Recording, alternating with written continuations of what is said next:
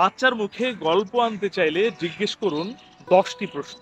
হ্যাঁ, 10টি প্রশ্ন আমি একে একে আপনাকে জানানোর চেষ্টা করছি।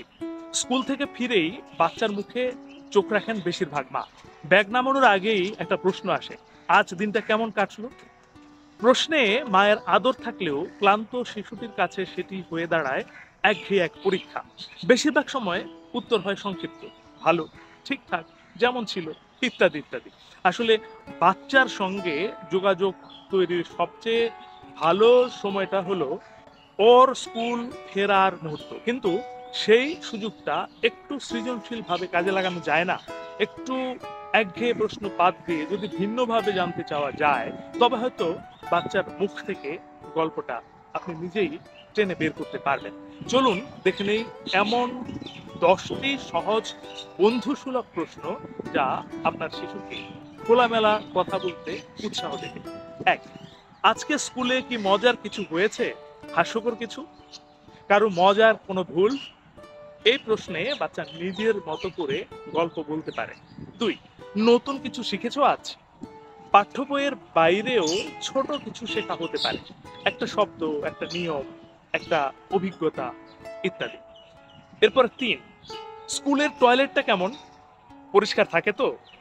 স্বাস্থ্য আর অভ্যাস দুটো নিয়েই সচেতন করতে এই প্রশ্ন সাহায্য করতে পারে। 4, তোমার পাশে কে বসেছে এখন? কে বসে? ওর সঙ্গে কথা হয়? বন্ধু হওয়ার গল্প এখান থেকে শুরু হতে পারে। 5, লাঞ্চ ব্রেকে খেলাধুলা করেছো কিছু? কিছু খেয়েছিলে?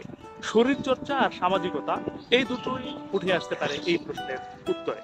6, আজকের টিফিনটা কেমন লাগলো?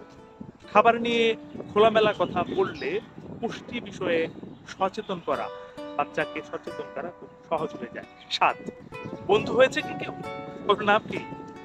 বন্ধুত্বের শুরুর গল্প জানার একটা দারুণ প্রশ্ন এটা। তোমার ক্লাস টিচার তোমায় পছন্দ করে তো? শিক্ষকের সম্পর্কে এই প্রশ্ন থেকে আপনি আপনার শিশুর কাছ থেকে আভাস পেতে পারেন। 9 নাম্বার প্রশ্ন, কোন ক্লাসটা করতে তোমার একেবারেই ভালো লাগে না?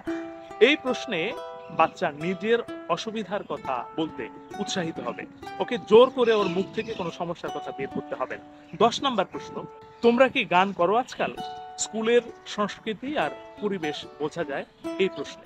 এই ধরনের প্রশ্ন শুধু তথ্য জানার জন্য নয়, বরং বাচ্চার অনুভূতির সঙ্গে জুড়ে যাওয়ার একটা উপায়। ও বুঝবে আপনি শুধুমাত্র ওর উত্তর চান না, ওর ভাবনা, অনুভূতি এই সবকিছুই আপনি জানতে চান। বাবা মা হিসেবে আমরা চাই বাচ্চা মন খুলে কথা বলুক। শুধু প্রশ্নের ধরন একটু বদলালেই আপনি চমৎকার একটা সম্পর্কের মাধ্যমে এই প্রশ্নের উত্তরগুলো আপনি বের করে নিয়ে আসতে পারেন। আজই চেষ্টা করে দেখুন। এই ধরনের আরো টিপস যদি পেতে চান তাহলে আমার এই পেজটি ফলো করতে ভুলবেন না।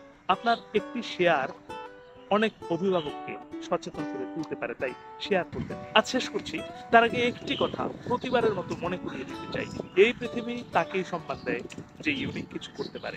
আপনি ইউনিক কিছু করুন, ভালো শুনুন, ভালো থাকুন। ধন্যবাদ।